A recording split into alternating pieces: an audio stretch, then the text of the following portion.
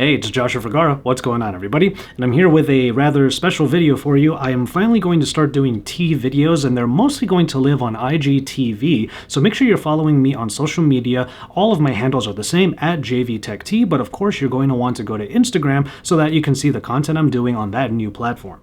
Now, obviously, this is my first tea video, and in each video I'm going to try to give a little bit of information, not only reviewing the tea that I am drinking at the time, but also how I make it, maybe a little bit of insight into the company that makes that particular tea or sources that particular tea, and just try to give a little bit of extra information while I'm sipping the tea. But for my first video, I happen to be traveling. Clearly, there's a hotel room behind me, and there's even this weird painting above the bed. But I am in Denver, Colorado right now, and I realized that maybe a special first video that I can put on IGTV and YouTube has to do with a product, or could do with a product that is now legal in this state.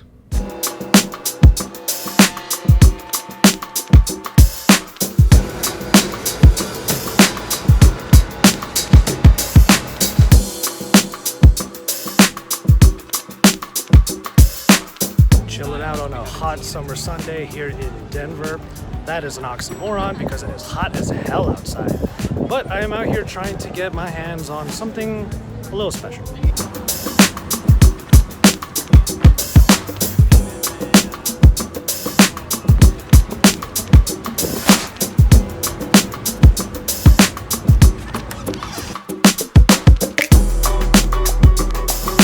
That's right, I picked up a tea that happens to have cannabis in it. And that oil is laced onto some pulverized India green tea leaves, and they're put into these little packets that are basically like tea bags, and there are little holes on them so that the oil can get into the liquid, but the leaves stay within the packet, and you just stir it around inside of the hot water. Now, I do want to give a quick disclaimer. I'm not encouraging anybody to go out and try to find marijuana or anything like that. It just happens to be in this particular state, and a lot of people are coming to Colorado to try out all of the products that this booming industry has now, and you could see it all over the place. As a matter of fact, this company, Ripple, is really easy to find in this particular city. You just have to go to a dispensary, show your ID to prove you're over 21 years of age, and then they'll educate you.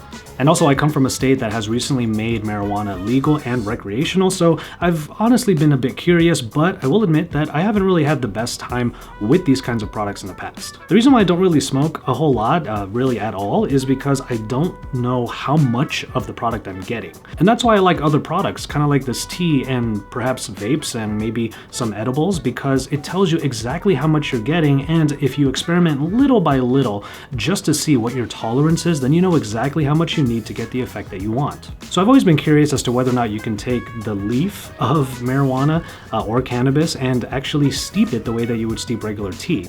As it turns out, you kind of can, but it's not ideal because you might actually ingest the full leaf, and that's just going to be a bad time, which is why they extract it and then put it into actual tea leaves, and that's when you get products like this by a company called Whitewater.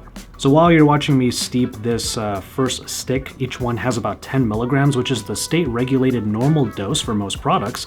I'll give a little bit of extra information. Now, I don't really have an expert level of knowledge when it comes to marijuana or cannabis or anything like that, but I can tell you a little bit about what I know and the reason why I want to try this. Extraction of the actual marijuana plant leads to a couple of different compounds, two of which you'll see in pretty much any product. THC is the original. It's what has all of the effects as part of it. You get the body relaxation, but you also get the mind-altering effects. And if you have too much of it, that could lead to the bad highs, which is what I've had in the past. On the other hand, there is a compound that is extracted from that, and it's called CBD, and it takes away the mind-altering effects and only gives you a sense of relaxation and just sort of calms the body. CBD or CBD oils are things that you might find more often in products moving forward in states that have marijuana legalized. CBD oils are already being put into other products here in Colorado, like for example, a cold brew drink that I had at a local spot right next to where I got this tea. By the way, that CBD cold brew nitro, it was delicious. I didn't actually taste much cannabis in it, only like the tiniest hint, and then after I got done with the coffee, about maybe 20 minutes later, I was feeling pretty relaxed. But of course, this particular tea doesn't have any CBD in it. It has 10 milligrams, the normal dose of THC, so I might be chilling out both in body and mind with this drink. Okay, so what we are left with after those few minutes is a cup of green tea. Now, this looks obviously green, but it's cloudier than your typical cup of tea. I wish I had a glass cup, but I'm traveling, so I have to use what the hotel room has. Thankfully, there is something here to heat water. But like I said, the liquid is not clear whatsoever. It's definitely murky. Something was going on in the water, but otherwise the actual color itself is very similar to a typical green tea. So here comes the first sip. It's still pretty hot. Really just tastes like green tea. So there might be 10 milligrams of THC in here, but I don't even smell any of it. I hardly taste any of it, if at all. And yeah, it might be in here, but what I'm drinking right now is basically just a simple cup of green tea. As far as the green tea is concerned, it does taste quite nice. There aren't really any hints of anything. It's just your run-of-the-mill green tea flavor. So this isn't like a blend where you might get some sort of like floral notes or any infusions that were in it, aside from the THC, which again, doesn't taste like anything. You know, I don't know if it's a placebo effect, but I do feel some effects, like I can feel a bit of a tingle going on right now. I definitely feel more relaxed, so clearly that is a feeling I'm used to by now, especially since earlier I had the CBD cold brew coffee. Okay, definitely feeling something. I guess it works faster because it is a liquid, so it gets absorbed quite quickly. And I haven't eaten since lunch, so this is kind of going to hit me a little bit faster than your normal. Okay, definitely feeling something. It's not bad at all. I do definitely feel much more relaxed. And I drank maybe like a third of it pretty quickly right after I made the tea.